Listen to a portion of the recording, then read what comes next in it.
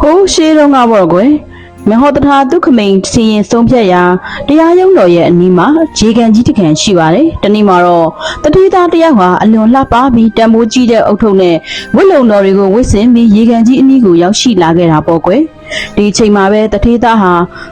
ဒီနေ့ရာသီဥတုတော်တော်ပူတာပဲ။ငါဒီအုတ်ထုပ်နဲ့အဝတ်စားတွေခဏချွတ်ထားပြီးရေချိုးလိုက်အောင်မယ်လို့ဆိုပြီးတွေးမိတာကြောင့်အဝတ်စားတွေကိုကုန်းပေါ်မှာတေချာပုံထားခဲ့ပြီးရေထဲကိုဆင်းသွားလိုက်ပါတော့တယ်။ဒီအချိန်မှာပဲတံမိုးကြီးတဲ့အုတ်ထုပ်ကိုခိုးယူခြင်းသူတူကတော့ဒီမှာအုတ်ထုပ်နဲ့အဝတ်စားကောင်းနေပါလားတော်တော်လှတာပဲဒါတွေကိုငါဝတ်ပြီးလူပုံလွှမ်းမှာဂုံလုံးလိုက်ရင်တော့လူတွေကငါ့ကိုတထေးသားလို့ထင်သွားကြမှာပဲလို့တွေးပြီးဝတ်ယုံနဲ့အုတ်ထုပ်တွေကိုခိုးယူသွားခဲ့ပါတော့တယ်ဒီအချိန်မှာပဲအုတ်ထုပ်ပိုင်ရှင်လုပ်သူကရေထဲကရေချိုးနေရတယ်ဟေးဟိုလူမင်းငါအုတ်ထုပ်တွေအဝတ်တွေကိုဘာလို့ယူရတာလဲခုချက်ချင်းချွတ်ပေးစမ်းလို့ပြောကြားလိုက်ချိန်မှာအုတ်ထုပ်ခိုးတဲ့သူကတော့တီတီငိမ့်ငိမ့်နဲ့ပဲဘာဒါတွေကမင်းအဝတ်တွေဟုတ်လားဘာလာပြောနေရလဲဒါငါဟာအိမ်ကဝတ်လာတဲ့အဝတ်စားတွေပါမင်းကအဝတ်မရှိလို့ငါစီကလာလူကျင်နေတာလားအဆက်ရှိစမ်းမှာကွာလို့ပြန်ပြောလိုက်ရင်နှစ်ဦးသားရန်ဖြစ်ကြခဲ့ပါတော့တယ်ဒီလိုရန်ဖြစ်စကားများကြရင်းနဲ့ပဲမဟောတရာဇက်ယုံတော်ကြီးရဲ့ရှေ့ကိုရောက်ရှိလာခဲ့ပါတော့တယ်ဒီချိန်မှာပဲမဟောတရာဒုက္ခမိန်ကဟေးတိတ်ကြစမ်းဘာတွေစူညံနေကြတာလဲဘာပြဿနာတွေဖြစ်နေကြတာလဲပြောကြစမ်းလို့ပြောကြားလိုက်ချိန်မှာပဲအုတ်ထုပ်ပိုင်ရှင်ဖြစ်သူကမျက်ရည်လဲဆွဲနဲ့အရှင်ဒုက္ခမိန်ရဲ့ကျွန်တော်မျိုးရေချိုးနေတော့မှာပဲဒီလူဟာကျွန်တော်ရဲ့တန်ဖိုးကြီးအုတ်ထုပ်နဲ့ဝတ်လုံတွေကိုခိုးဝတ်သွားပြီးသူ့ဟာပါလို့လိန်ညာပြောဆိုနေပါတယ်ဗျာလို့တင်လျှောက်လိုက်ပါတယ်ဒီအချိန်မှာအုတ်ထုပ်ခိုးသူကတော့ခက်ရဲရဲပဲမဟုတ်ပါဘူးဒါကအရှင်ကျွန်တော်ရဲ့ပစ္စည်းတွေပါပဲသူကရေကန်ထဲမှာအဝတ်တွေပျောက်နေရကြောင်းကျွန်တော်စီကိုလိုက်လူနေတာပါလို့လိန်ညာပြောဆိုလိုက်ပါတယ်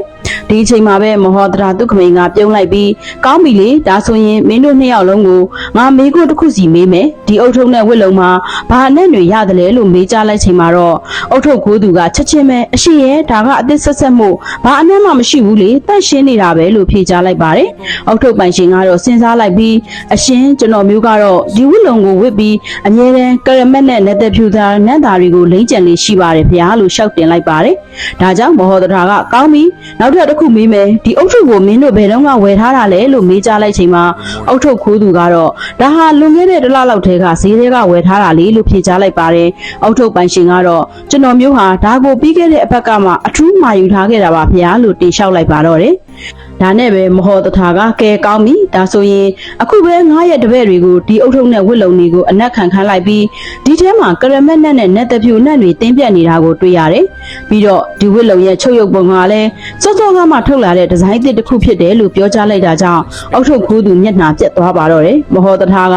ခိုးသူကိုကြည့်ပြီးမင်းကဒါကိုတစ်လားလောက်ရှိပြီလို့ပြောတယ်ဒါပေမဲ့ဒီဇိုင်းကအခုမှထွက်တာဖြစ်တယ်ပြီးတော့မင်းရဲ့ကိုယ်ပေါ်မှာကရမက်နဲ့တစ်စက်မှမရှိဘူးမင်းဟာတခြားသူရဲ့ပစ္စည်းကိုခိုးယူရုံနဲ့မကပဲလူပုံလည်းမှလိန်ညာဖို့ပါစူးစမ်းခဲ့တာပဲလို့ပြောကြားလိုက်ချိန်မှာတော့အုတ်ထုပ်ခိုးသူဟာဒူးထောက်လိုက်ပြီးမျက်ရည်တွေနဲ့ပဲတောင်းပန်ပါတယ်အရှင်ကျွန်တော်ဟာဆိုရင်မောဟဖုံးပြီးခိုးယူမိခဲ့ပါတယ်လို့ဖြေကြားလိုက်ပါတော့တယ်မဟောတထာကပစ္စည်းတစ်ခုကိုခိုးယူတာဟာအပြစ်ရှိတယ်လို့ပဲအမှန်တရားကိုလိန်ညာတာဟာလည်းပိုပြီးဆိုးဝါးတဲ့အပြစ်ဖြစ်တယ်ပိုင်ရှင်ကိုသူ့ပစ္စည်းကိုပြန်ပေးလိုက်ပါမင်းကိုတော့ဒဏ်ပေးတဲ့အနေနဲ့အလုပ်ချမ်းတွေလောက်ကင်စီရမယ်လို့ပြောကြားလိုက်ပါတော့တယ်မဟာဗရာဒုက္ခမိန်ဟာအပေါ်ရဲ့အငြင်းပွားမှုတွေကိုမကြည့်ပဲသိငယ်တဲ့အနက်အသက်နဲ့အချက်လက်တွေကိုသုံးသပ်ပြီးမှအမှန်တရားကိုဖော်ထုတ်ခဲ့တာလည်းဖြစ်ပါတယ်လောကမှာလိန်ညာမှုတွေဟာခိတ္တခဏဖုံးကွယ်ထားလို့ရနိုင်ပေမဲ့လည်းပညာရှိရဲ့ဉာဏ်အလင်းရှိမှာတော့အားလုံးဟာအထင်ရှားပေါ်ပေါက်လာမည်သမီးပဲဖြစ်ပါတော့တယ်ရှင်ဒီ channel လေးကနေပြီးတသားမိမိတို့အတွက်ဘုဟုတုဒရစေမဲ့ပုံမြင်လေးတွေကိုအမြဲတင်ဆက်နေပေးနေမှာဖြစ်တာကြောင့် like and subscribe လုပ်ပြီးအားပေးခဲ့ပါအောင်နော်အချိန်ပေးပြီးကြည့်ရှုအားပေးကြတဲ့ပရိသတ်တိုင်းကိုလည်းကျေးဇူးအများကြီးတင်ပါတယ်ရှင်